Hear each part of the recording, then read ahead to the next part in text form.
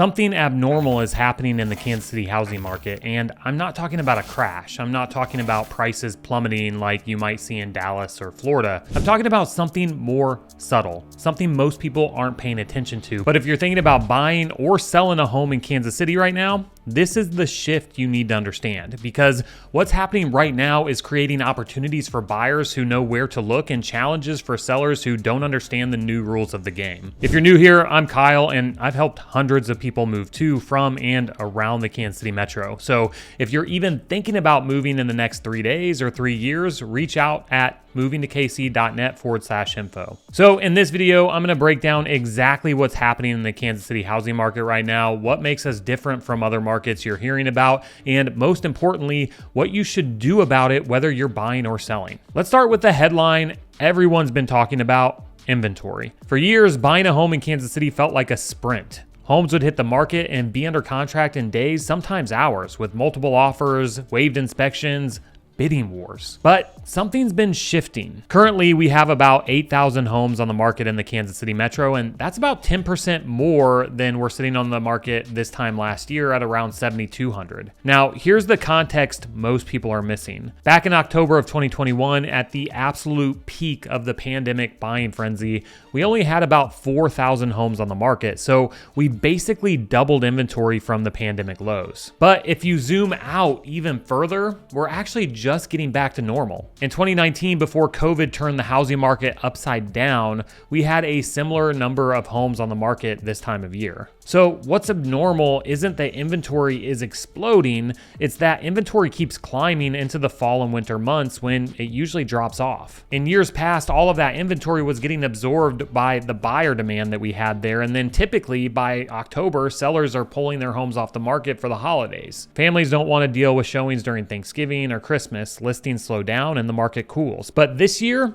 sellers are staying put with new listings hitting the market and less buyer demand. Right now, we're sitting at about 2.7 months of supply. For reference, last year we were at about 2.4 months, and the year before we had 2.2 months. So supply is growing, but we're still technically in what's called a seller's market. A balanced market is usually between 4 to 6 months of supply. But here's where it gets interesting. Inventory is up, and so are sales. We're actually up 3.5% compared to this time last year. Around 26,000 homes have sold so far in 2025. But sellers are getting a little less than their asking price, about 97.5% to list price versus 98% last year. So why is that? Well, it's pretty simple. More supply means buyers have more options, and that gives them a little more negotiating power. But before you think, oh, so it's a buyer's market now, hold up a minute, because Kansas City isn't just one market. It's dozens of micro markets behaving in completely different ways depending on price point, location, and condition. Let me show you what I mean. Recently, I had a listing that we priced a little too high in Kansas City, Missouri. The seller wanted to test the market, and honestly, I understood where he was coming from. His neighbor had sold for a certain price about a year ago, and he figured his home was worth at least that much. Now, out the gate, activity was great. We got nearly 24 showings in the first 2 weeks. People were interested, but we didn't have any offers. And then 2 weeks in, we decided to reduce the price. Immediately, we got an FHA offer, but my seller decided to pass on it because he didn't want to deal with the FHA appraisal guidelines and the potential repair requests that come with that. Big mistake. We sat for another 45 days, and by the time we circled back to that original buyer, they'd moved on. They found something else. We ended up selling for 7% less than our first price reduction. Ouch. My seller left tens of thousands of dollars on the table because he didn't listen to what the market was telling us. Now, same week, completely different story. We wrote an offer for a client in Overland Park on a home listed for $499,000. It was in the Blue Valley School District. The home was immaculate, beautiful updates, perfect condition, great location. We were one of 20 offers. 20. It sold for $60,000 over ask price. That is the Kansas City metro market in a nutshell right now. It depends entirely on location, price, and how well the home shows. In some neighborhoods, sellers still have all the leverage. In others, buyers are finally getting some negotiating power. And if you don't understand which market you're in, you're going to make the wrong move. By the way, if you're thinking about selling a home in Kansas City and you want to know the value of it, click the link in the description below. So let's break this all down by price point, because that's where the differences get really interesting. Starting with starter homes, the $200,000 to $300,000 range for a single family home. These are moving. The median list to sold price ratio is $250,000 to $252,500, and they're selling in a median of just 18 days. But when you look at the active inventory in that range, homes are sitting for a median of 36 days. So what does that tell you? Well, it says that well-priced move-in ready homes in this range sell fast, but if you overprice even by $10,000 to $15,000 or the home needs work, you might sit. For condos and townhomes, the median list to sold price is $249,000 to $245,000 with a median of 15 days on market. So buyers in this segment are getting slight discounts and sellers need to be realistic about pricing. Now, the middle market, $300,000 to $700,000, this is where the most activity is. The median list to sold price is $429,000 to $430,000, and these homes are selling in a median of just 21 days. This price range is strong because it's where most buyers with today's interest rates can still qualify. This segment also has the most inventory with over 3,100 active listings, so there's choice. But homes that show well and are priced right are still moving quickly. And then there's the luxury market. Homes over 1 million. This year, 814 homes have sold over $1 million. The median list price to sold price is 1.35 to 1.325 million, and they're selling in just 17 days. But that can be deceiving because it depends heavily on the location. Luxury homes in Leawood, those are flying off the market. I'm talking days, sometimes hours in the single digits for the right property. But luxury homes in Kansas City, Missouri, especially in neighborhoods that aren't Brookside or Sunset Hill, those are sitting longer. When you look at active inventory over 1 million, the median days on market is 52 and the average is over 100 days. So in the luxury sector, pricing and location matter even more. You can't just throw a number out there and hope. You have to be strategic. Now, you might be hearing about markets in Texas and Florida getting flooded with new construction from national builders like Lennar, D.R. Horton, and Toll Brothers. Thousands of new homes hitting the market all at once, driving prices down, creating massive incentives. That's not happening here. In fact, new construction inventory in Kansas City is actually down 6.7% over the last 12 months. Builders have been pulling back due to elevated interest rates. The median sales price for new construction is down 4.3% this year, and sales are down almost 10% year to date. So we're not getting flooded, we're getting a slow, steady trickle of new inventory. But where is this new construction happening? There's a lot of activity in southern and western Johnson County, places like Olathe, Overland Park, and Spring Hill, north of the river in Riverside, Parkville, and Kansas City, Missouri, and southeast Jackson County like Lee Summit and Blue Springs. And builders, they're offering incentives, but since we're not sitting with a ton of inventory like other markets, it's not the same story that you'll hear with these big production builders. Even still, we get emails every day from builders with $10,000 to $15,000 in incentives. So there are deals out there if you're open to new construction, but the inventory just isn't there in the same volume as other markets. And this is part of the reason why our inventory is continued to grind up, because we don't have this massive amount of new homes hitting the market. And if we dive even deeper into new construction permits pulled, we're trending higher than last year. In 2024, the first 7 months saw about 2,500 single family permits issued. And this year, that number is up about 2%. But that's still well below the 2021 peak when over 6,500 permits were pulled. So new construction is more balanced here. And that's actually a good thing for long-term stability. And if you think I'm wrong, just ask people in Florida and Texas who are sitting on the market for months at a time trying to sell their homes. Next, let's dive into the neighborhoods because they're not all feeling this shift in the same way. So let me walk you through what we're seeing in key areas because this is where the rubber really meets the road. Let's start in Johnson County because that's where a lot of people want to be. Johnson County is still hot. The median sales price for 2025 is $469,000, up 4.3% from last year. Days on market is 36, which is actually down 3% from last year, and supply is still low at about 2.2 months. So if you're selling a home in Johnson County and your home shows well, you're in great shape. You still could get multiple offers if the price is right. Now, Brookside, Kansas City's most desirable urban neighborhood, has just over 1 month of supply.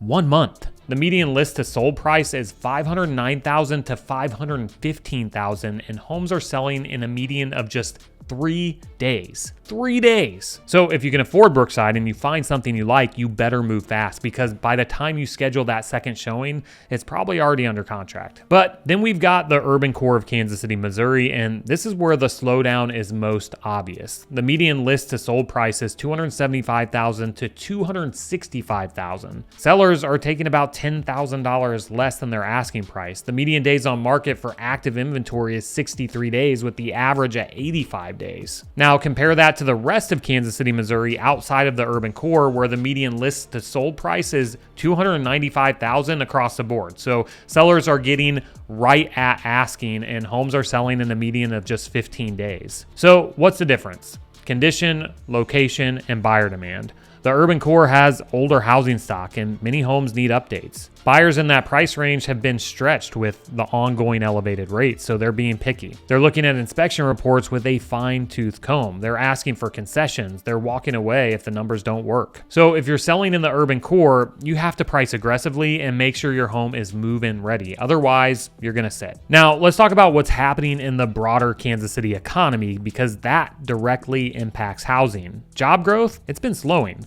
Back in 2022, we were adding about 30 to 40,000 jobs per month in the Kansas City metro.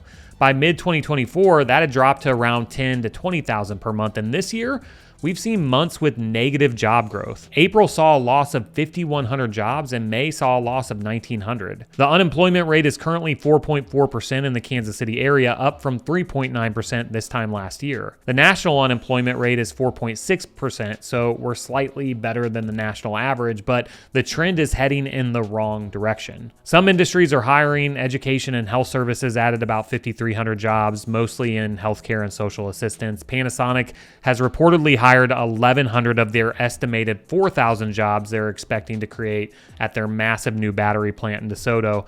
But there are losses too. Ford is reportedly laying off thousands of workers at their Kansas City manufacturing plant. That's going to have a ripple effect on the market, especially in the Northland and Clay County, where a lot of those workers live. So the broader economic picture explains some of the housing slowdown. Fewer buyers can qualify with today's rates, and job security concerns are making people more cautious about making the biggest financial decision of their lives. But here's the thing. Kansas City's economy is still fundamentally strong. We're diversified. We're not reliant on one industry, and we're seeing major long-term investments like Panasonic, the airport expansion, the streetcar extension, and we have the World Cup in 2026. So while we are experiencing a slowdown, I don't think we're heading for a crash. I think we're just rebalancing, and that's actually healthy. Now, even though sales are up 3.5% from last year, let's zoom out for a second. We've sold around 26,000 homes so far this year. At this same point in 2022, it was nearly 29,000, and in 2021, it was over 31,000. So sales are recovering, but we're still way behind the boom years. And back in 2021 and 2022, inventory was in the low 4,000s. Today, we've got nearly 8,000 homes on the market with fewer buyers than before.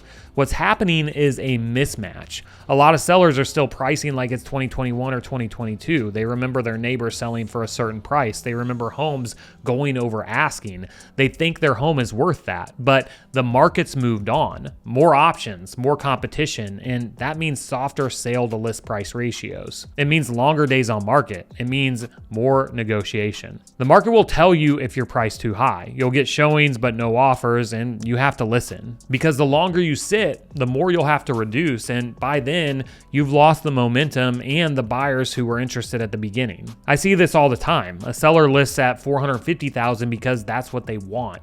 They get 15 showings in the first 2 weeks, but no offers. 3 weeks later, they drop to $435,000. Now they've been on the market for a month, and buyers are wondering what's wrong with the house. They finally sell for $420,000, which is probably where they should have started. The lesson here is don't let ego or emotion cost you tens of thousands of dollars. So what should you do if you're thinking about buying or selling in today's Kansas City market? Let me share what's working for our clients right now. If you're a buyer, here's what I recommend. First, target homes that have been sitting on the market for 30, 40, 50 days.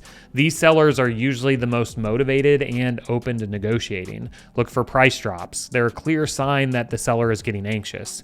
Second, ask the seller for concessions. We're not seeing the massive concession packages like Dallas is reporting, but we're getting $5,000 to $10,000 in closing costs and repair credits regularly. In some cases, we're getting more if the home's been sitting. Third, check out builder incentives if you're open to new construction. Builders are offering rate buy downs that can lower your monthly payment significantly, especially in the first few years. That can make a huge difference in affordability. Fourth, be strategic about location. Johnson County and hot neighborhoods like Brookside are still competitive, but in the urban core neighborhoods with higher inventory, you have a lot more negotiating power. So if you're flexible on location, you can get a better deal. And lastly, move fast if you find the right home in a hot area. That Overland Park home I mentioned earlier, 20 offers. If you're in a competitive neighborhood and you find something you love, don't wait, don't overthink it. Make your best offer and go for it. Now, if you're a seller, here's what you need to know. Price is your number one marketing strategy.